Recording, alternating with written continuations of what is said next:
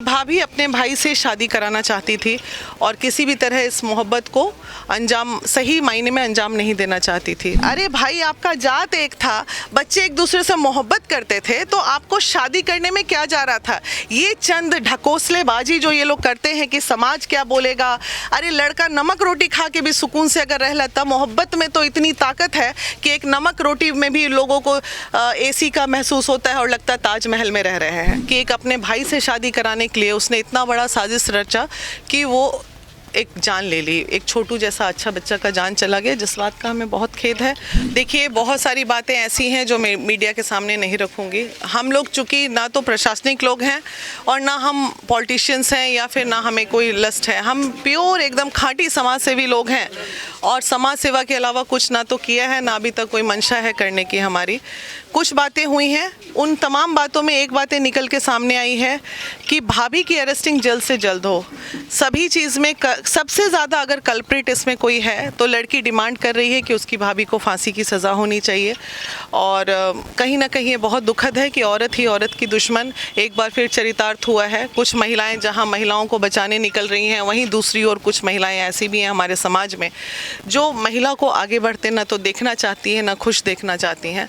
तो इस तरह की भाभियों के लिए, औरतों के लिए भी हमारा दिल बहुत दुखता है कि आज अगर उसकी भाभी इस तरह का षड्यंत्र ना रचती तो इस तरह का कुछ नहीं होता। मामला सिर्फ एक मामूली सा मामला था कि भाभी अपने भाई से शादी कराना चाहती थी और किसी भी तरह इस मोहब्बत को अंजाम, सही मायने में अंजाम नहीं देना चाहती थी। तो ये बहुत दुखद है, दुखद घटना है कि एक अपने भाई से शादी कराने के लिए उसने इतना बड़ा साजिश रचा कि वो एक जान ले ली। एक छोटू जैसा अच्छा बच्चा का जान चला गया, जिस बात का हमें बहुत खेद है। और उसने वादा किया है हमसे, अभी वो पूरी सशक्तिकरण से हर एक पल की खबर हमें देगी।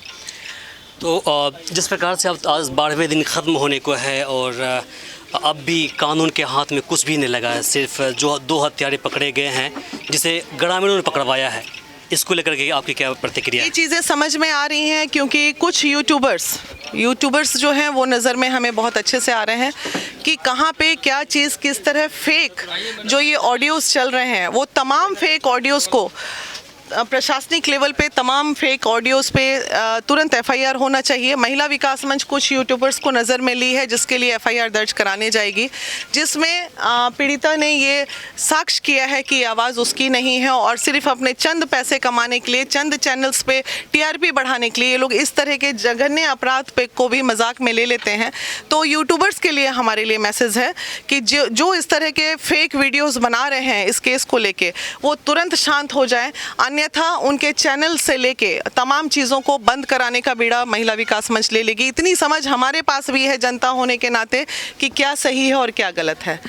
कानूनी कार्रवाई को लेकर क्या कहना है? कानूनी कार्रवाई को लेके यही कहना है। आईओ से हमारी बात हुई है, पहले हम आईओ से मिले हैं, अभी संजीत जी से बात हुई है कि जल्द से जल्द उन्होंने बोला है कि 1 हफ्ते में सारे लोगों की अरेस्टिंग किसी भी तरह हमारी कोशिशें कर देंगे। भविष्य क्या होगी उसका आरती का?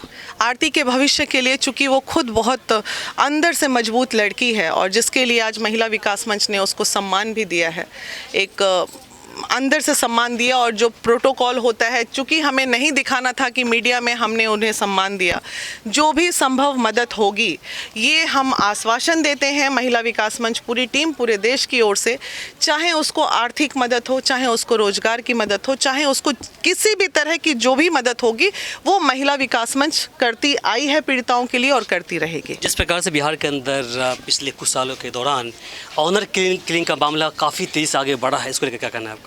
बहुत ही दुखद है और इसमें सबसे ज़्यादा जागरूक होने की ज़रूरत है समाज को और पेरेंट्स को, जो बच्चों की मोहब्बत को कुचल के और आप चाहते हैं कि उस पर अपना सर की पगड़ी का ताज बनाएंगे, तो आप ऐसे बच्चों को या तो पैदा होते ही गला घोट के मार दें। क्योंकि अभी जो चीज़ें हुई हैं ये कहीं ना कहीं वो पिताजी का ही दोष है, वो माता का ही दोष है। अरे भाई, आपका जात एक था, बच्चे एक दूसरे से मोहब्बत करते थे, तो आपको शादी करने में क्या जा रहा था? ये चंद ढकोसलेबाजी जो ये लोग करते हैं कि समाज क्या बोलेगा।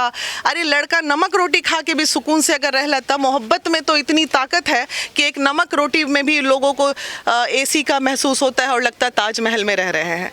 तो वो तो चीज़, चूँकि उनके मदर फादर एजुकेटेड नहीं थे, लेकिन हम लोग जैसी महिलाएं या हम लोग जैसे जो गांव से बाहर, चूँकि अभी गांव में और भी इस तरह के जो एरियाज़ हैं वहाँ पे ये सब प्रॉब्लम है, तो वहाँ पे कहीं ना कहीं सरकार को एक हर महीने में एक अभियान भी चलाना चाहिए, जागरूकता अभियान। समाज सेवियों को भी चलाना चाहिए कि आप जाइए, और उनको पेरेंट्स को भी ब्रॉड करने की ज़रूरत है। इस मामले में कहीं ना कहीं पेरेंट ही तो कमज़ोर थे कि वो नहीं चाहते थे कि मेरी बेटी खुश रहे।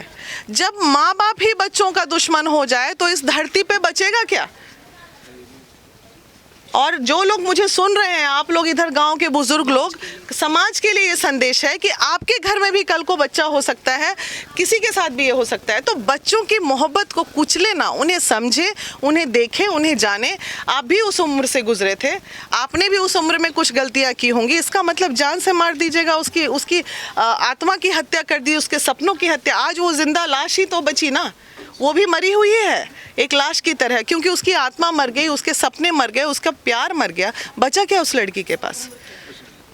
आज जिस तरह से आप समाज खड़े हैं ना, जब आरती चिल्ला रही थी, यही समाज खड़े होते तो आज छोटू जिंदा होता। यही समाज की कमी है, और ये आज वो लड़की अवेयरनेस पूरे इलाके में फैलाएगी। इसको हम लोग जितने महिला विकास मंच के लोग हैं, हम लोगों ने यही बोला है, आगे बढ़ो और सबको अवेयर करो। एक आवाज़ उतना हल्ला कर रही थी, सब लोग इकट्ठा हो जाते, बच जाता वो छोटू। उस दिन नहीं कोई खड़े हुए, आज उसके साथ हो गया, तमाशा देखने वाले भर गए। फिर आप देख लीजिए सारे लोग।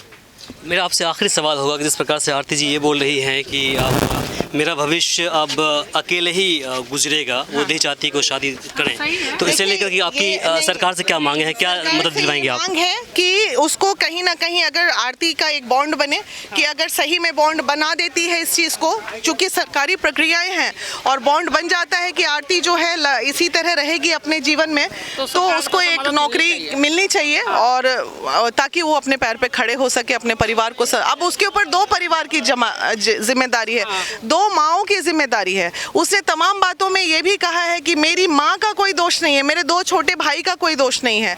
तो उधर वो परिवार, इधर ये परिवार। तो सरकार को बिल्कुल चाहिए कि तुरंत इस पे संज्ञान लें, और संज्ञान लेके कोई भी एक छोटी पढ़ी लिखी है, जीविका की क्या वो यहाँ पे चला पे CM भी है, तो उसको बिल्कुल परमानेंट जॉब की अधिकारी है वो, उसको मिलना चाहिए।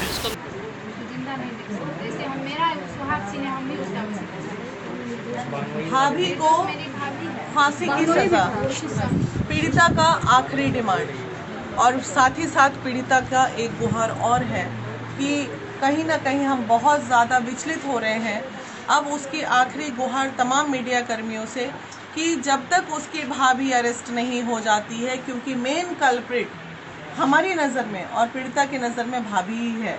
कहा जाता है कि कहीं ना कहीं औरत मदद जहाँ कर रही है, वहाँ औरत ही औरत की दुश्मन। फिर एक बार चरितार्थ हुआ, इस पीड़िता के ऊपर ये लागू होता है, और तुम्हारी भाभी बहुत जल्द अरेस्ट होगी।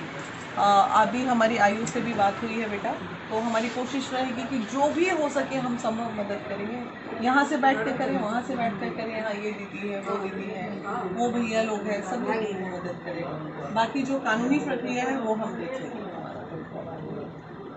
मेरी माँ को बचना चाहिए इसमें, मेरी माँ को कुछ नहीं होना, माँ से नहीं बात करो। हमारा भाई निर्दोष है, 2 ठो है, छोटा छोटा है, वो पूरा निर्दोष है, उसका कोई गलती नहीं। माँ और छोटा भाई निर्दोष, हर वीडियो में बोल रही है। पूरा जो तो किया मेन वही बस जो किया उसी पे ना